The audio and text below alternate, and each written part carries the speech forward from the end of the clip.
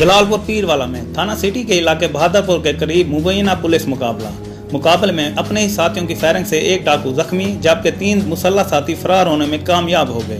Police ने जाय वकुआ से एक राइफल और एक पिस्टल भी बरामद कर लिया। पुलिस के मुताबिक 4 मुसल्लह डाकू थाना सिटी के इलाके बहादुरपुर में पीरुलिया नहर के बंद पर नाका लगाकर शहरों से लूट मार के घर से मौजूद थे। 15 पर इतला मिलते ही पुलिस मौके पर पहुंची तो डाकुओं ने पुलिस पर फायरिंग शुरू कर दी, जिस पर पुलिस की जवाबी फायरिंग भी शुरू हुई।